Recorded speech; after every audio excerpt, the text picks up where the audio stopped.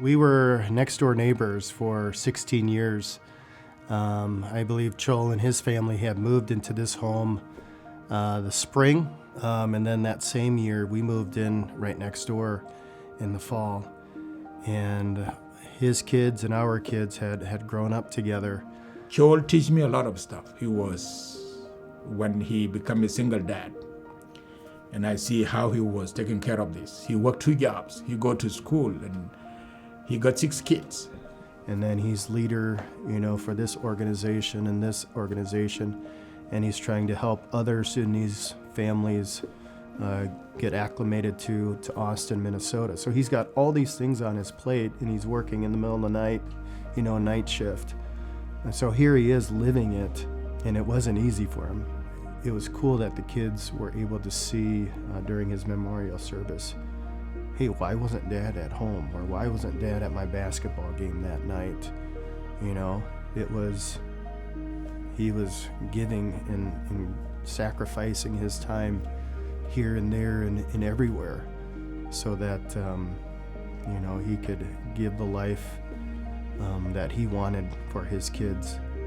When his twins graduated high school and they went to college, I told him that, Chol, you among in our community, I can count you as a successful person. When your kids go to college, you are very close to American dream. And these kids, when they finish, they will live better life than us.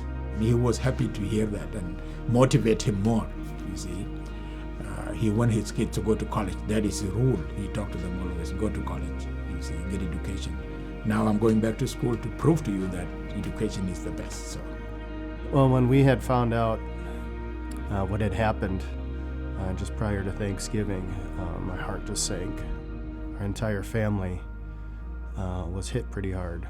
And then we had come in, I think that week, and kind of sat around with some close family friends of Chol's and started brainstorming of things that we could do to help the family. And I know in talking to Santino, one of the last things he had talked to Chol about while he was over there in Ethiopia is that his goal was going to be come home and work on the home. I talked to the kids and saw that there was a need in the home. Chol was introduced to me by nomination through Tom.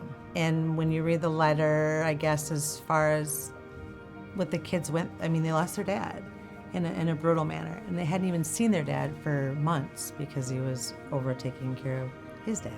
The home was in pretty rough shape. When you come over as a refugee, you're not used to living in homes like this, American homes, and knowing how to do upkeep on them and maintenance. With them living in this home for years, and as kids, it takes a wear and tear on the house, since it was kind of one of those things he just kind of put on the back burner because he was so involved with the community and being a leader in so many different ways.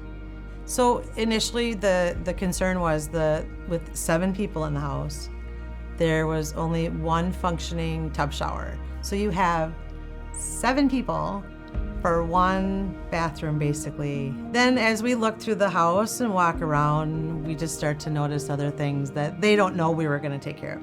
The kitchen probably had half the cupboard space. There was an area that was just strictly counter. With all of that food needed for, a family of that size, a lot of the overflow of the food went out into the porch.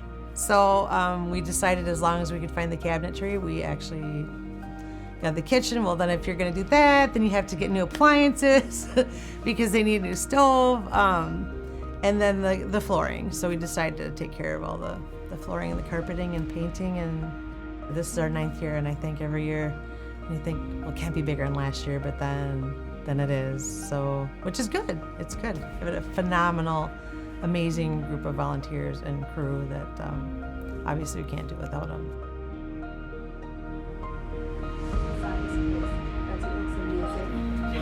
After you. Oh, no. What?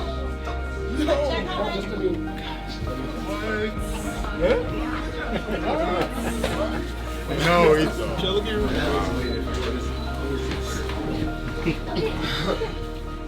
He's amazing, and I want to thank God to bring Gina into this kid life. It's amazing. And I want to thank her and her group for the amazing job. This community is amazed. This family had a big need, and they still have a lot of big needs. But just having this done is going to be a game changer for them. So thank you, Gina, and all the volunteers that were involved in this. Amazing.